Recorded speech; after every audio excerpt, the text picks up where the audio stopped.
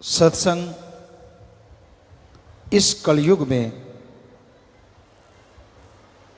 जलते बलते जीवों के लिए संजीवनी है। काम वासना,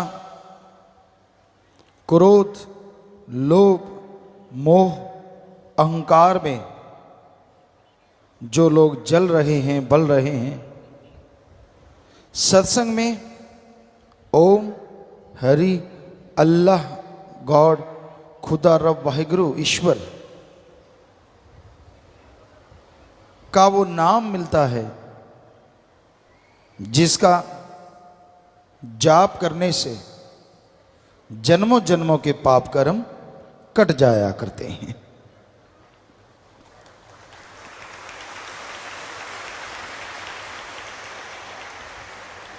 कौन नहीं चाहता कि वो बेगम हो? कौन नहीं चाहता कि वो निरोग हो?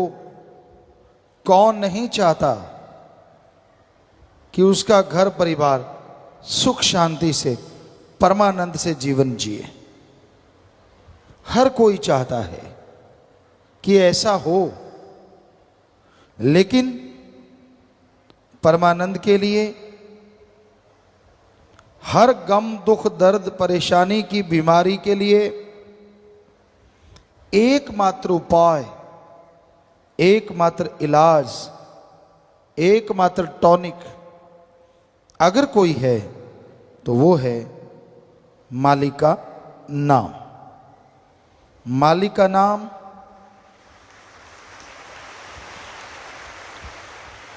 अनमोल है, पर वो बिना दाम के मिलता है। तुलसी जी कहते, ईश्वर नाम अमोल है, बिन दाम बिकाए। ईश्वर नाम अमोल है, बिन दाम बिकाए। तुलसी ये आचर्ज है, ग्राहक कम ही आए।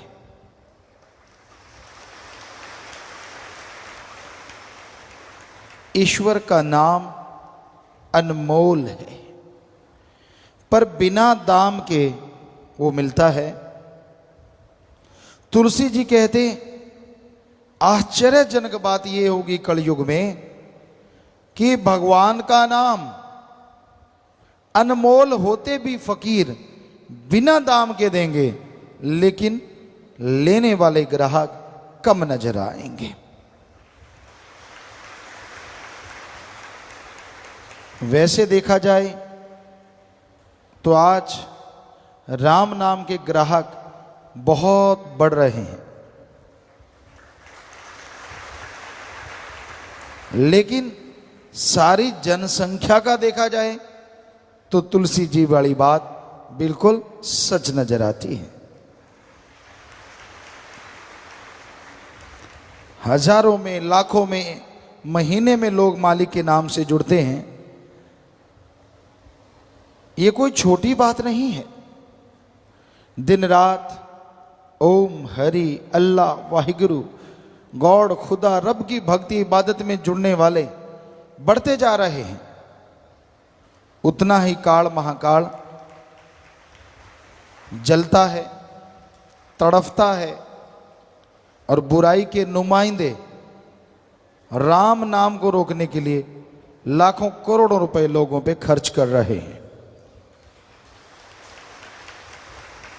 कि कैसे प्रभु का नाम रुके, कैसे कोई राम का नाम लेना बंद कर दे, कैसे कोई बुराइयां और बढ़ाए, बुराई को बढ़ावा मिले और राम नाम, अल्लाह, वाहिगुरु, ईश्वर का नाम रुके।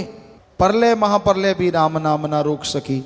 ये तो चलता था, चलता है और चलता ही रहेगा। राम, अल्लाह, वाहिगुरु, गॉड, खुदा यानी सुप्रीम पावर, उसका नाम कभी भी खत्म नहीं होता। प्रलय महाप्रलय में ब्रह्म तक लोग खत्म हो जाते हैं, लेकिन पार ब्रह्म ना कभी खत्म हुआ, ना हुआ था और ना कभी होगा। वो धुन है, वो अनहद नाद है, वो हरि रस है, वो अमृत है, वो आबो हयात है। वो है तो सब कुछ है, वो नहीं तो कुछ भी नहीं है। तो उस नाम से आप जुड़ो। जुड़ गए हो तो हमारी हाथ जोड़ के विनती, आप आधा घंटा सुबह आधा घंटा शाम आप जाप करके देखो 2-4 महीने, हम आपको गारंटी देते हैं ऐसा सुख मिलेगा, ऐसी शांति मिलेगी जिसकी आपने कभी कल्पना भी नहीं की होगी।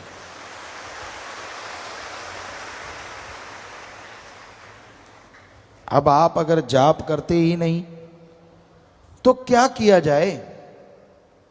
बेपरवाह जी फरमाया करते, दिल करता है कि सब लोग जाप करें पर कोई करता नहीं, और ऐसा कुछ है नहीं जो घोल के पिला दें। राम नाम तो जपना पड़ेगा। जादू टोना मंत्र सब रिद्धि सिद्धि में अटक के रह जाते हैं, अटका देते हैं। मालिक का नाम सुखों की खान है, और उसका जाप करते हैं, करते हुए जो ओढ़ निभा जाते हैं, दोनों जहां में उनकी जय जयकार होती है और उनका नाम अमर हो जाता है।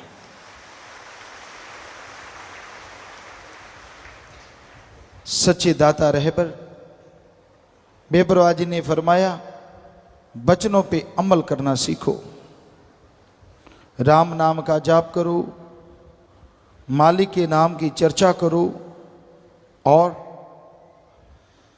मालिक का नाम वो परमानंद देगा, वो खुशियां देगा जो अनमोल हैं, किसी भी मोल कहीं से भी खरीदी नहीं जा सकती। तो राम का नाम खुशियां लेके आता है, बदले में कुछ देना नहीं पड़ता, ना पैसा देना पड़े, ना घर परिवार त्यागना पड़े। आप घर परिवार में रहते हुए मालिक का नाम ले सकते हैं और उसकी कृपा दृष्टि के काबिल बन सकते हैं। राम नाम जपने के लिए लोग सब कुछ त्याग देते हैं। इंसानियत की सेवा के लिए जो त्यागी तपस्वी यानी ब्रह्मचारी सतब्रह्मचारी बन जाते हैं, वो नसीबों वाले होते हैं। उनकी कुलें, उनके परिवार अति भाग्यशाली होते हैं।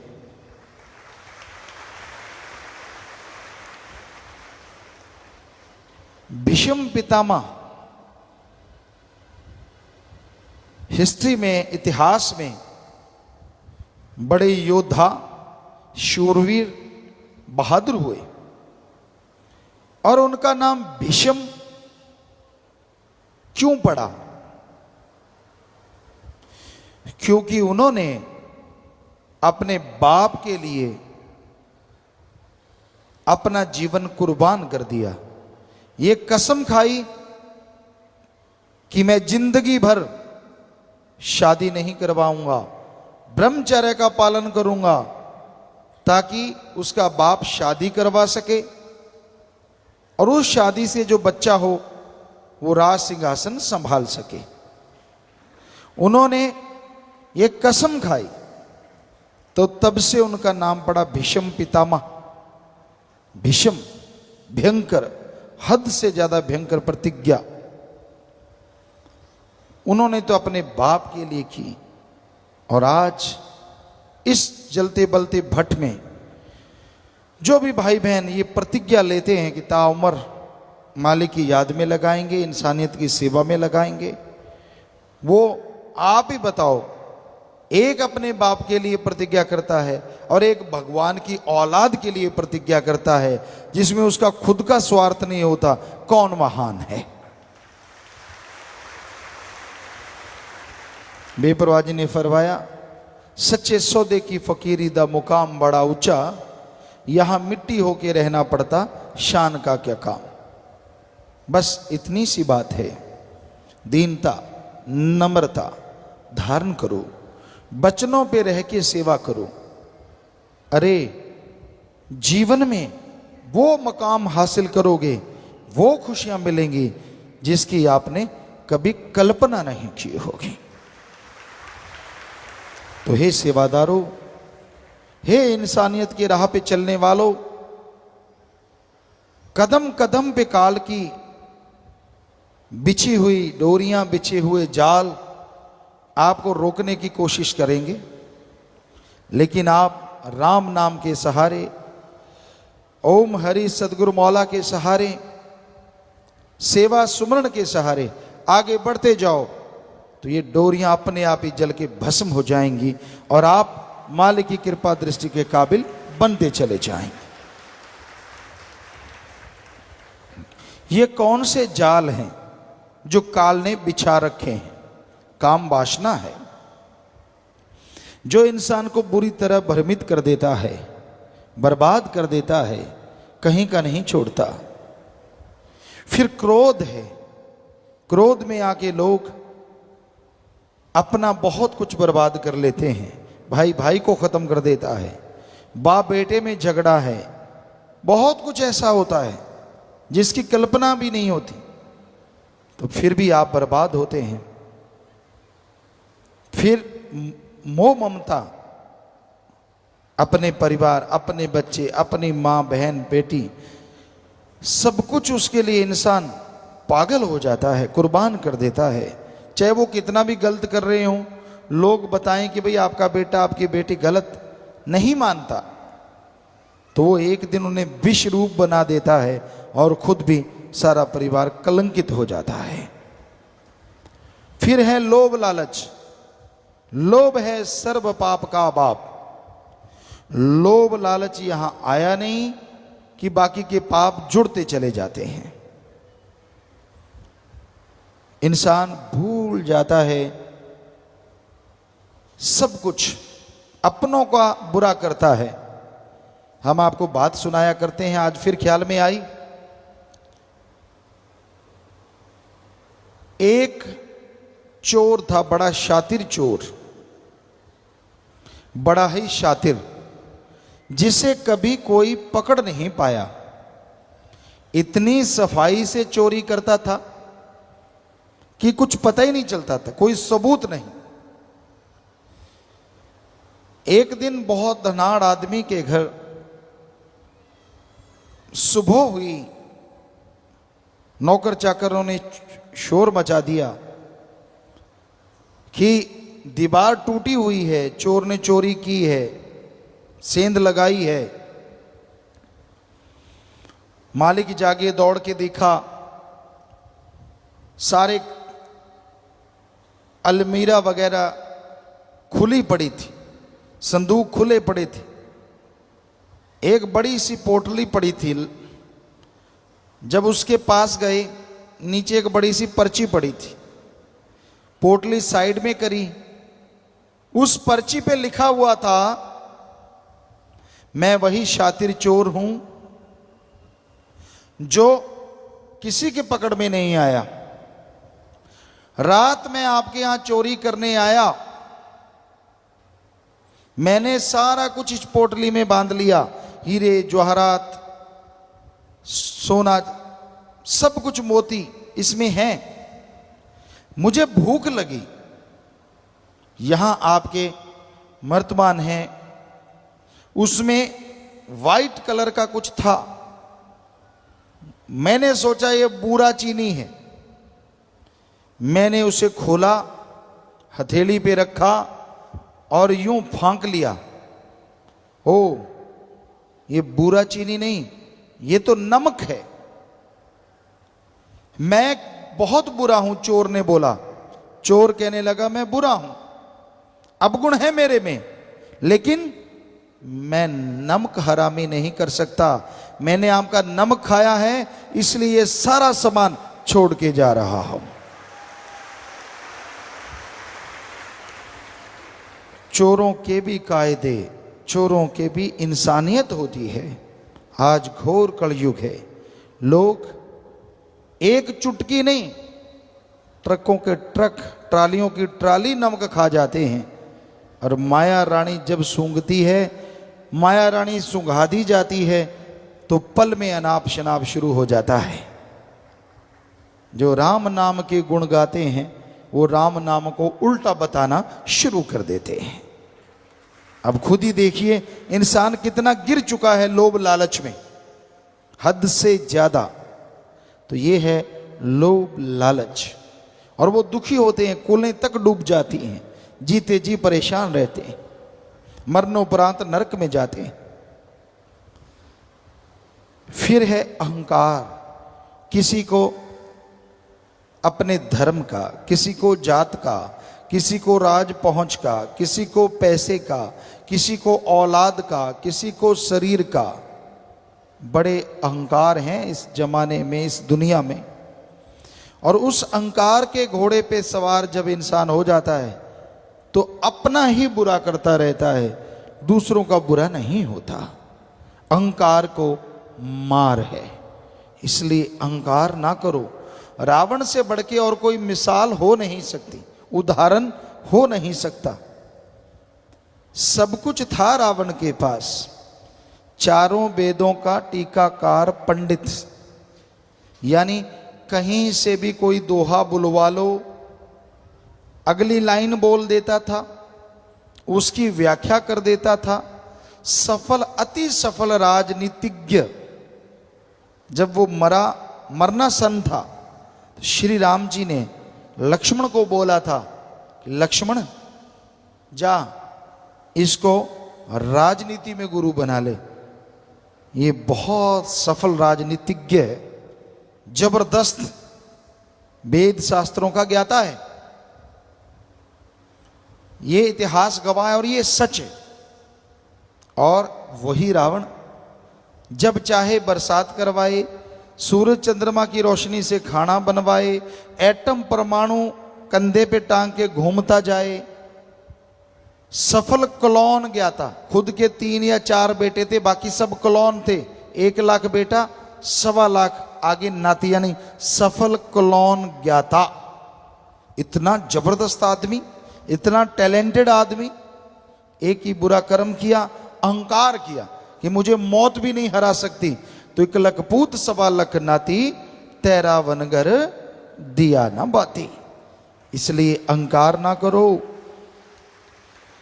बड़े बड़ों को अहंकार ने चकनाचूर कर दिया, खत्म कर दिया। ईगो, अहंकार मिटा दो। खुद ही मिटाओगे खुदा आएगा, खुद ही मिटाओगे तो खुदा बिगड़े काम बनाएगा। यानी अहंकार त्याग दो, दीनता, नम्रता रखो, दीन बन के रहो, नम्र बन के रहो। हर समाज में आपको कोई अच्छा कहेगा और रूहानियत में आप तरक्की करते चले जाएंगे, कोई बाधा नहीं आएगी। तो भाई ये 5, फिर मन माया, वो तो है ही जबरदस्त। इनके मुखिया हैं, 5 के हेड हैं।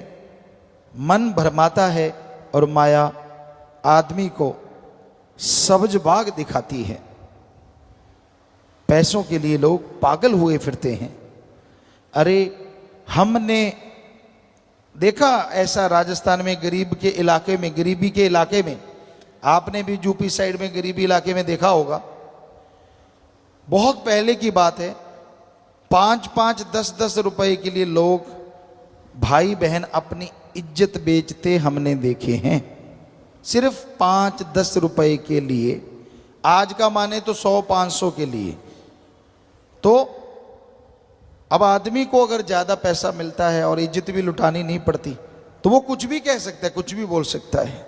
ऐसा है ये घोर कलयुग। लोग पैसा उठाए घूमते हैं कि तू भाई ये कर दे, तू वो कर दे, तू फलां कर दे। लोग गुमराह हो जाते हैं, उनके हाथों की कठपुतली बन जाते हैं। आज समाज में आम देखने को मिलता है।